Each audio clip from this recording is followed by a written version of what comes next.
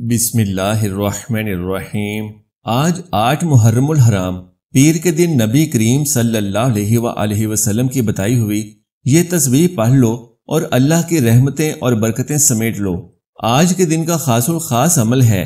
آج عاشورہ کے دن کا سابقہ ہے اور آج کے دن جو شخص یہ تسبیح پڑھ لے گا تو پھر وہ مانگتا جائے گا اور اللہ اسے دیتا ہی جائے گا، حتیٰ کہ وہ مانگنے سے تھک جائے گا لیکن اللہ اسے عطا کرنے سے، اس کی حاجات کو پورا کرنے سے، اس کی خواہشات کو پایا تکمیل تک پہنچانے سے نہیں تھکے گا۔ قرآنی آیت کی تسبیح اس طرح سے کر لو جس طرح سے آج کی اس ویڈیو میں بتایا جائے گا، اور پھر 10 محرم سے پہلے اس کا نتیجہ خود اپنی آنکھوں سے دیکھ لینا۔ لاکھوں مانگو گے تو کروڑوں ملیں گے۔ دولت، شہرت، عزت، صحت و تندرستی، اچھا رشتہ، گاڑی، بنگلہ، جو بھی مانگنا چاہتے ہو آج مانگ لینا۔ پیارے دوستو، ہمارا دین اللہ اور اس کے محبوب صلی اللہ علیہ وآلہ وسلم کے مبارک طریقے ہیں اور یہی ہمارا دین ہے۔ اصل دین تو یہی ہے کہ اللہ کا حکم مانا جائے اور نبی کریم صلی اللہ علیہ وآلہ وسلم کے مبارک طریقوں کے مطابق اپنی زندگی بسر کی جائے۔ آپ دیکھیں کہ جب ہم کوئی بھی کام نبی آخر الزمان حضرت محمد صلی اللہ علیہ وآلہ وسلم کے طریقے کے مطابق کرتے ہیں تو وہ ہمارے لیے عبادت بن جاتا ہے۔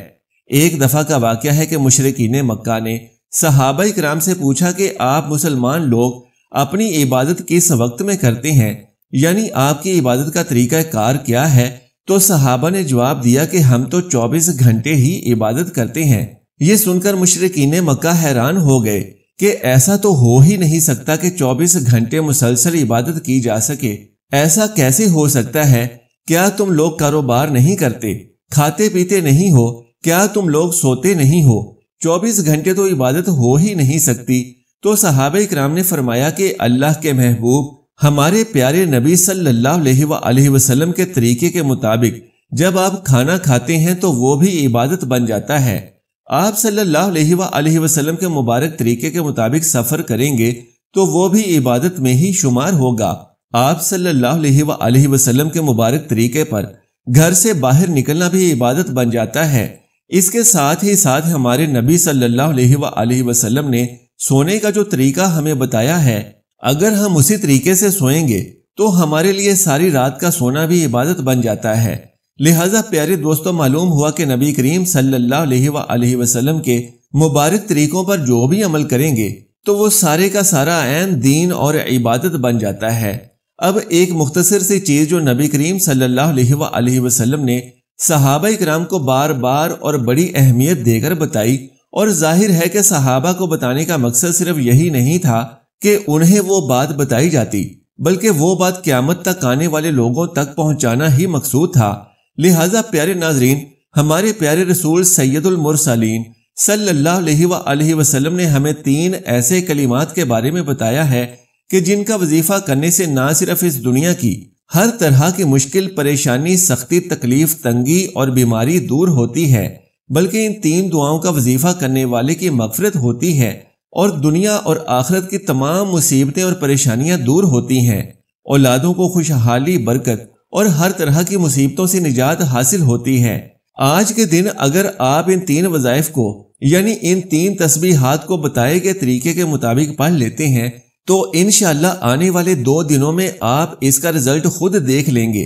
آپ خود اپنی آنکھوں سے دیکھیں گے کہ آپ کی تمام حاجتیں اور خواہشیں ان کلمات کی برکت سے پوری ہونے لگی ہیں۔ خاص طور پر آپ کے رزق اور مال و دولت کے حوالے سے جو بھی تکالیف ہیں، تنگ دستیاں ہیں، مصیبتیں ہیں، پریشانیاں ہیں، وہ تمام ان کلمات کی برکت سے دور ہونے لگی ہیں، اور صرف 2 دن کے اندر ہی اندر آپ کے مسئلے یوں حل ہونے لگے ہیں کہ لوگ خود آپ کو بلا کر آپ کو پیغام دیں گے کہ بھائی آپ کا فلاں کام تھا، دیکھو میں نے وہ کام کر دیا ہے، بھائی آپ نے فلاں وقت مجھ سے فلاں کام کہا تھا، دیکھو وہ میں نے پورا کر دیا ہے۔ الغرض آپ کی تمام حاجات اور خواہشات پوری ہونے لگیں گی اور دیکھتے ہی دیکھتے آپ کی ساری پریشانیاں دور ہونے لگیں گی۔ بھائیو، دراصل جب آپ نبی کریم صلی اللہ علیہ وآلہ وسلم کی بتائی ہوئی تسبیحات پڑھنے لگیں گے تو اللہ رب العزت اپنے فرشتوں کو حکم دیں گے کہ جو بندہ یہ کلمات پڑھ رہا ہے تو جاؤ اور جا کر اس کی جو بھی حاجات ہیں، خواہشات ہیں، انہیں پورا کرنے کے اسباب پیدا کرو، لہٰذا آسمان کے فرشتے آپ کے وہ ادھورے کام پورے کرنے کے لیے آنا شروع ہو جائیں گے اور رزلٹ آپ اپنی آنکھوں سے دیکھیں گے۔ پیارے ناظرین، بخاری و مسلم میں حدیث ہے کہ کسی بندے کو یہ لائق نہیں کہ وہ کہے میں یونس بن متی سے افضل ہوں، بروایت صحیح بخاری۔ یہ نام ممکن ہے آپ علیہ السلام کی والدہ کا ہو اور ممکن ہے والد کا ہو۔ یہ بھاگ کر مال و اسباب سے لدی ہوئی کشتی پر سوار ہو گئے، وہاں قرہ اندازی ہوئی اور یہ مغلوب ہو گئے۔ کشتی کے چلتے ہی چاروں طرف سے موجیں اٹھیں اور سخت طوفان آیا، یہاں تک کہ سب کو اپنی موت کا اور کشتی کے ڈوب جانے کا یقین ہو گیا۔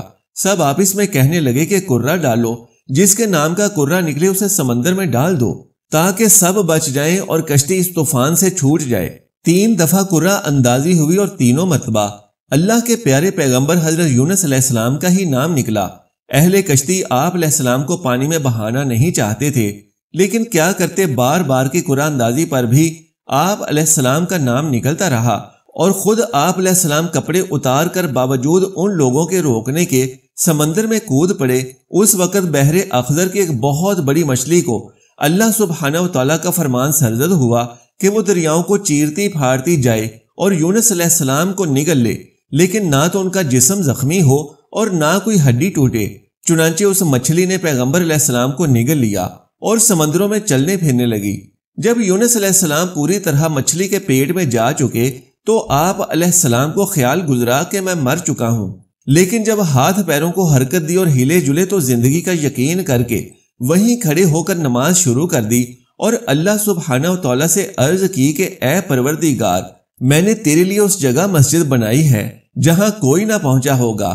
3 دن یا 7 دن یا 40 دن یا 1 دن سے بھی کم یا صرف 1 رات تک مچھلی کے پیٹ میں رہے، اگر یہ ہماری پاکیزگی بیان کرنے والوں میں سے نہ ہوتے، یعنی جب فراخی اور کشادگی اور امن و امان کی حالت میں تھے، اس وقت ان کی نیکیاں اگر نہ ہوتی۔ ایک حدیث اس قسم کی ہے جو عنقریب بیان ہوگی انشاءاللہ تعالی۔ سیدنا ابن عباس رضی اللہ تعالیٰ عنہ کی حدیث میں ہے، آرام اور راحت کے وقت اللہ سبحانہ و تعالیٰ کی عبادت کرو تو وہ سختی اور بے چینی کے وقت تمہاری مدد کرے گا۔ یہ بھی کہا گیا ہے کہ اگر یہ پابند نماز نہ ہوتے، اور یہ بھی کہا گیا ہے کہ اگر مچھلی کے پیٹ میں نماز نہ پڑھتے، اور یہ بھی کہا گیا ہے کہ اگر یہ لا الہ الا انت سبحانک انی کنت من الظالمین کے ساتھ ہماری تسبیح نہ کرتے۔ چنانچہ قرآن کریم کی اور آیتوں میں ہے کہ اس نے اندھیروں میں یہی کلمات کہے اور ہم نے اس کی دعا قبول فرما کر اسے غم سے نجات دی، اور اسی طرح ہم مومنوں کو نجات دیتے ہیں۔ ابن ابی حاتم کی ایک حدیث میں ہے کہ یونس علیہ السلام نے جب مچھلی کے پیٹ میں ان کلمات کو کہا تو دعا عرش اللہ کے ارد گرد منڈلانے لگی، اور فرشتوں نے کہا کہ اللہ، یہ آواز تو کہیں بہت ہی دور کی ہے، لیکن اس آواز سے ہمارے کان آشنا ضرور ہیں۔ اللہ تبارک و تعالیٰ نے فرمایا، اب بھی پہچان لیا کہ یہ کس کی آواز ہے؟ انہوں نے کہا کہ نہیں پہچانا۔ فرمایا، یہ میرے بندے یونس کی آواز ہے۔ فرشتوں نے کہا کہ وہی یونس جس کے نیک اعمال اور مقبول دعائیں ہمیشہ آسمان پر چڑھتی رہتی تھیں۔ اے اللہ، اس پر تو ضرور رحم فرما، اس کی دعا قبول کر، وہ تو آسانیوں میں بھی تیرا نام لیا کرتا تھا، اسے بلا سے نجات دے۔ تو اللہ سبحانہ و تعالیٰ نے فرمایا، ہاں میں اسے نجات دوں گا۔ چنانچہ مچھلی کو حکم ہوا کہ میدان میں یونس کو اگل دے، اور اس نے اگل دیا، اور وہیں اللہ سبحانہ و تعالیٰ نے ان پر ان کی نحیفی، کمزوری اور بیماری کی وجہ سے چھاؤں کے لیے کدو کی بیل اگا دی، اور ایک جنگلی بکری کو مقرر کر دیا جو صبح و شام ان کے پاس آ جاتی تھی، اور یہ اس کا دودھ پی لیا کرتے تھے۔ بحوالہ تفسیر ابن جریر الطبری۔ ناظرین کرام، سیدنا ابو ہریرہ رضی اللہ تعالیٰ عنہ کی روایت سے یہ واقعات مرفوع احادیث میں سورہ انبیاء کی تفسیر میں بیان ہو چکے ہیں۔ ہم نے انہیں اس زمین میں ڈال دیا جہاں سبزہ رویدگی گھاس کچھ نہ تھا۔ دجلہ کے کنارے یا یمن کی سرزمین پر یہ لادے گئے تھے۔ وہ اس وقت کمزور تھے جیسے پرندوں کے بچے ہوتے ہیں، یا بچہ جس وقت پیدا ہوتا ہے، یعنی صرف سانس چل رہا تھا اور طاقت ہلنے جلنے کی بھی نہ تھی۔ یکتین کدو کے درخت کو بھی کہتے ہیں، اور ہر اس درخت کو جس کا تنا نہ ہو یعنی بیل ہو، اور اس درخت کو بھی جس کی عمر 1 سال سے زیادہ نہیں ہوتی۔ پیارے ناظرین، ہمارے پیارے نبی کریم صلی اللہ علیہ وآلہ وسلم نے جو 3 دعائیں سکھائیں، ان میں سے سب سے پہلی دعا یہی ہے، دعاؤں کی قبولیت کے لیے حضرت یونس علیہ السلام کی اس دعا کو ہمیشہ اہمیت حاصل رہی ہے جو آپ نے مچھلی کے پیٹ میں قید رہتے ہوئے کی۔ اس بارے میں حدیث مبارکہ ہے کہ نبی کریم صلی اللہ علیہ وآلہ وسلم نے اپنے صحابہ سے فرمایا، کیا تمہیں اسم اعظم کی رہنمائی کروں کہ اس کے ذریعے اللہ تعالیٰ کو پکارنے سے دعا مستجاب ہو جاتی ہے؟ اور وہ دعا جناب یونس علیہ السلام کی دعا ہے جس نے تاریکیوں میں آواز دی، لا الہ الا انت سبحانک انی کنت من الظالمین۔ یہ دعا صالحین نے ہمیشہ یاد رکھی اور تسبیحات کا معمول رکھی۔ اولیاء کرام فقراء و عارفین نے اس کے اذکار سے منازل عشق طے کی۔ اس دعا کی شان نزول کو سمجھتے ہوئے مصائب اور روزمرہ زندگی میں ہونے والی خطاؤں کی وجہ سے یہ آیت کریمہ پڑھتے رہنا چاہیے۔ اس میں بھلائی اور ترقی کی ضمانت ہے تو راستے کی ہر رکاوٹ بھی دور ہو جاتی ہے۔ اس آیت کریمہ کی برکت سے دل سے نکلی ہر دعا قبول ہوتی ہے۔ روزانہ 100 بار یہ آیت کریمہ درود خضری اول و آخر 3 بار پڑھنے کے بعد از نماز عصر پڑھنی چاہیے۔ دوسری دعا جو رسول اکرم صلی اللہ علیہ وآلہ وسلم نے تلقین فرمائی، حضرت انس رضی اللہ تعالیٰ عنہ سے روایت ہے کہ نبی کریم صلی اللہ علیہ وآلہ وسلم کو کوئی تکلیف پہنچتی تو آپ صلی اللہ علیہ وآلہ وسلم یہ دعا کیا کرتے تھے، یعنی جب بھی کوئی مشکل درپیش ہوتی، کوئی تکلیف پہنچتی، کوئی نقصان کا اندیشہ ہوتا یا کوئی دکھ پیش نظر ہوتا تو آپ صلی اللہ علیہ وآلہ وسلم یہ دعا کیا کرتے تھے، یا حیو یا قیوم برحمتک استغیث، بروایت مشکوٰۃ شریف۔ اس کا ترجمہ ہے، اے زندہ اور ہمیشہ قائم رہنے والے، میں تیری رحمت کے ذریعے مدد طلب کرتا ہوں۔ جان لیجئے کہ اس دعا میں اللہ سبحانہ و تعالیٰ کے 2 نام یا حیو اور یا قیوم موجود ہیں، اور نبی کریم صلی اللہ علیہ وآلہ وسلم کے فرمان کے مطابق یہ اسم اعظم ہے، اور اس اسم اعظم کے ساتھ جو بھی دعا مانگی جاتی ہے وہ ضرور قبول ہوتی ہے۔ لہٰذا جو شخص نبی کریم صلی اللہ علیہ وآلہ وسلم کی بتائی ہوئی اس دعا کو اپنا معمول بنا لیتا ہے تو اس کی تمام تر حاجات پوری ہوتی ہیں۔ تمام پریشانیاں اور تکلیفیں اللہ رب العزت اس دعا کی برکت سے دور فرما دیتا ہے۔ بزرگان دین فرماتے ہیں کہ جب بھی کوئی پریشانی لاحق ہو تو اس دعا کو چلتے پھرتے اٹھتے بیٹھتے پڑھتے رہیں، اور اگر کوئی شخص اس دعا کو کم سے کم 100 مرتبہ روزانہ پڑھنے کا اپنا معمول بنا لیتا ہے تو انشاءاللہ اس کی تمام پریشانیاں دور ہوتی جاتی ہیں، اور اس کے بگڑے ہوئے کام اس دعا کی برکت سے اور اللہ سبحانہ و تعالیٰ کی رحمت سے پایا تکمیل تک پہنچ جاتے ہیں۔ لہٰذا نہایت ہی فضیلت اور برکت والی دعا ہے، اسے اپنے روزمرہ کے وظیفے میں ضرور ضرور شامل کریں۔ انشاءاللہ آپ خود اور آپ کی اولادیں ہر طرح کے رنج و غم سے محفوظ رہیں گی۔ تیسری دعا جو اللہ کے پیارے حبیب صلی اللہ علیہ وآلہ وسلم نے تلقین فرمائی، حضرت ابن عباس رضی اللہ تعالی عنہما فرماتے ہیں کہ حضرت ابراہیم علیہ السلام کو جب نمرود آگ کے اندر ڈالنے لگا تھا، اس وقت حضرت ابراہیم علیہ السلام نے ان کلمات کے ساتھ اللہ تبارک و تعالیٰ کو پکارا، حسبنا اللہ و نعم الوکیل، اور جان لیجئے کہ یہ الفاظ قرآن پاک میں بھی موجود ہیں۔ تو فرمایا کہ یہ کلمہ حضرت ابراہیم علیہ السلام نے اس وقت کہا تھا جب ان کو آگ میں ڈالا گیا تھا، اور یہی کلمہ پیارے رسول صلی اللہ علیہ وآلہ وسلم نے اس وقت کہا تھا جب لوگوں نے مسلمانوں کو ڈرانے کے لیے کہا تھا کہ لوگوں یعنی قریش کے لوگوں نے تمہیں ختم کرنے کے لیے بڑا سامان جنگ اکٹھا کر رکھا ہے، لہٰذا ان سے ڈرو۔ لیکن اس بات نے ان مسلمانوں کا دل اور بڑھا دیا، اور یہ مسلمان بولے، حسبنا اللہ و نعم الوکیل، یعنی ہمارے لیے اللہ ہی کافی ہے اور وہی بہترین کار ساز ہے۔ بروایت صحیح بخاری۔ پیارے مسلمان بھائیوں اور بہنوں، نبی کریم صلی اللہ علیہ وآلہ وسلم کے بتائے ہوئے وظائف میں خیر و برکت بھی ہے، اور ان وظائف کو کرنے سے عبادت کا ثواب بھی ملتا ہے۔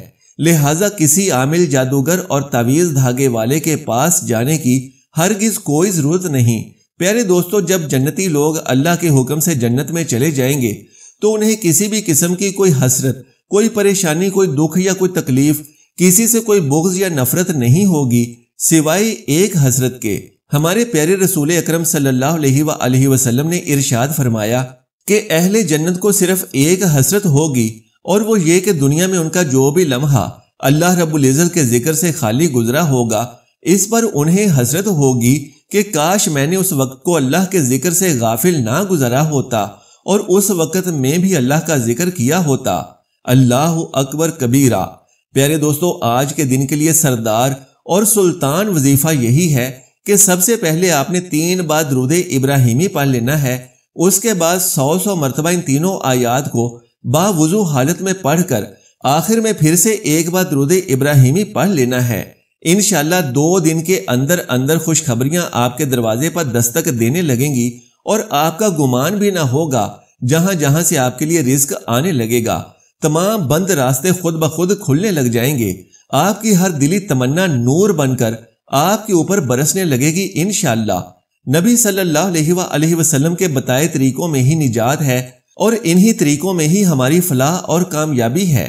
اللہ تبارک و تعالیٰ سے دعا ہے کہ نیکی کی بات کو سننے سمجھنے اور اس پر عمل کرنے کی طاقت و توفیق مرحمت فرمائے، آمین یا رب العالمین۔